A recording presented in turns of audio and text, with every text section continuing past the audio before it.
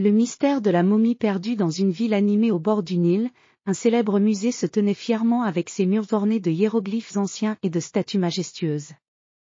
Ce musée, nommé le Palais des Antiquités, abritait de nombreux trésors de l'Égypte ancienne. Parmi ces trésors, il y avait une momie mystérieuse qui avait captivé l'imagination des visiteurs depuis des années. Le professeur Henri Delacroix, un éminent archéologue français, était arrivé à l'aéroport du Caire avec une grande excitation. Henri était venu pour enquêter sur cette momie.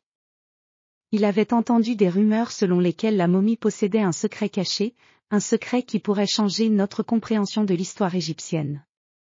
Dès son arrivée, Henri fut accueilli par la directrice du musée, Madame Amélie, une femme élégante aux yeux brillants. Elle le conduisit dans la salle des momies, une pièce sombre et mystérieuse avec des vitrines en verre où reposaient les anciens trésors. « Voici la momie qui vous intéresse », dit Madame Amélie en désignant une grande vitrine au centre de la salle. La momie était enveloppée dans des bandelettes de lin, ses traits étaient difficilement reconnaissables, mais elle dégageait une aura de mystère. Henri observa la momie avec attention. Il semble que cette momie ait été placée ici il y a de nombreuses années. Mais pourquoi est-elle si spéciale ? Demanda-t-il. Madame Amélie expliqua que cette momie avait été découverte dans une tombe récemment mise au jour près de Thèbes. Les inscriptions sur le sarcophage indiquaient qu'elle appartenait à un noble égyptien nommé Ramsès. Cependant, aucune autre information n'avait été trouvée sur ce noble et son histoire demeurait inconnue.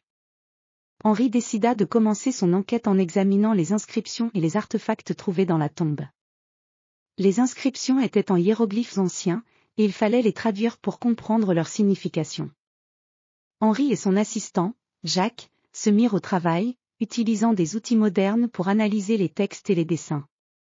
Leurs recherches les menèrent à découvrir une inscription mystérieuse sur un des artefacts. Cette inscription parlait d'un trésor caché et d'un rite ancien pour protéger ce trésor. Henri se demanda si la momie de Ramsès pouvait avoir un lien avec ce trésor caché. Après plusieurs jours de travail acharné, Henri décida d'organiser une expédition pour explorer le site de la tombe. Avec une équipe de chercheurs et de guides locaux, il se dirigea vers Thèbes, où la tombe avait été découverte. Le paysage était spectaculaire, des dunes dorées, des montagnes majestueuses et des palmiers verdoyants. En arrivant sur le site, ils trouvèrent l'entrée de la tombe. C'était une petite ouverture dans le sol, dissimulée par des pierres et du sable. L'équipe descendit dans les profondeurs de la tombe, éclairée par des torches vacillantes. À l'intérieur, ils trouvèrent des chambres remplies de trésors anciens, de statues et de peintures murales. Mais ce qui attira particulièrement leur attention fut un coffre en bois décoré de motifs complexes. Henri l'ouvrit avec précaution, révélant un rouleau de papyrus ancien. Le rouleau contenait des informations sur le rituel de protection du trésor, ainsi que des indications sur l'emplacement d'une chambre secrète. Après avoir décodé les hiéroglyphes, Henri et son équipe trouvèrent une porte cachée derrière un mur de pierre.